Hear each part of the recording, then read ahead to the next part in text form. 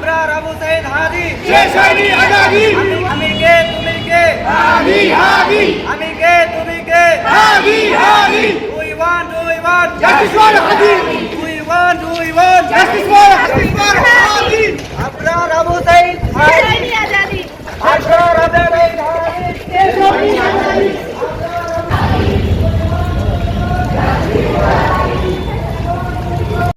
আবরার আবু সাইদ হাদি শেষ হয়নি আজাদি আমি কে তুমি কে হাদি হাদি হাদি হাদি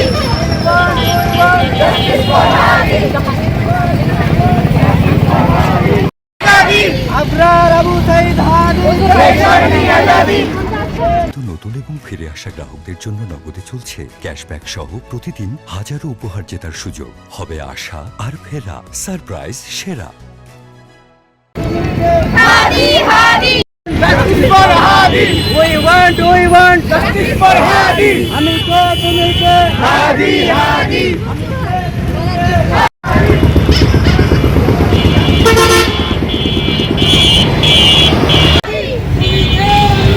Hadi Hadi justice for Hadi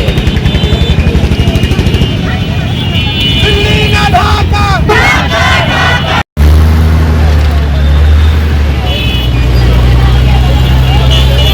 আমি শাহরিয়ার হাফিজ সামির, মাগুরা মেডিকেল কলেজের প্রথম বর্ষের শিক্ষার্থী। গত কিছুদিন আগে জুলাই বিপ্লবের অন্যতম সহযোদ্ধা এবং মহানায়ক বিপ্লবী শরীফ ওসমান হাদি ভাইকে নৃশংসভাবে হত্যা করা হয়েছে। এর পিছনে আওয়ামী লীগ এবং ভারতীয় আগ্রাসবাদের দোসরেরা কাজ করেছে। আমরা এর বিরুদ্ধে শাস্তির দাবিতে আজকের এই বিক্ষোভ মিছিলটি আয়োজন করেছি এবং আমরা ইতিমধ্যে তার জন্য তার রুহের মাগফিরাতের জন্য দোয়া করেছি এবং এই বিক্ষোভ মিছিল থেকে আমরা বার্তা দিতে চাই যে যাতে শহীদ ওসমান হাদি ভাইয়ের যারা হত্যাকারী তাদেরকে যাতে যত দ্রুত সম্ভব ধরে শাস্তির আওতায় আনা হয়। গুলি করা হয়েছিল, তাও একেবারে মহাসড়কের সামনে গুলি করা হয়েছিল। তার সিসিটিভি ফুটেজও আছে এবং তার যে গুলিকারক অর্থাৎ হত্যাকারী গুলি করা হয়েছিল এবং তিনি সিঙ্গাপুরে মৃত্যুবরণ করেছেন সেই গুলির কারণেই।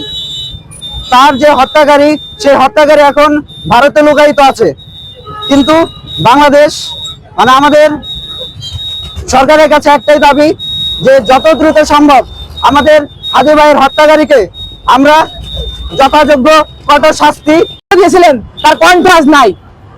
এই স্বাধীন বাংলায় আমরা কিভাবে মুখ তুলে কথা বলবো? তার ভূমিকার মাধ্যমে আজকে আমরা সামনে কথা বলার সাহস পাচ্ছি। সে হাদি ভাই নাই। আপনারা শুধু যে রিলসের মাধ্যমে দুঃখ প্রকাশ করছেন, তাতে কি আমরা সেই সঠিক বিচার পাবো? আমরা কি সেই মানুষের বিচার পাবো? যার হত্যা হয়েছে এই পতিত সরকারের, যে পতিত সরকারকে আমরা সরিয়েছি তার এই হাদি ভাই, এই আসিফ, এই তাদের মাধ্যমে আমরা এই স্বাধীনতা পেয়েছি। তাদের স্বাধীনতা কোথায়? আমি একজন মেডিকেল শিক্ষার্থী হিসেবে কিভাবে কথা বলবো আপনাদের বিরুদ্ধে? কোন ফ্যাসিস্ট সরকারের বিরুদ্ধে কথা বলতে গেলে যার এইভাবে পরিণতি হয়, কিভাবে আমরা কথা বলবো?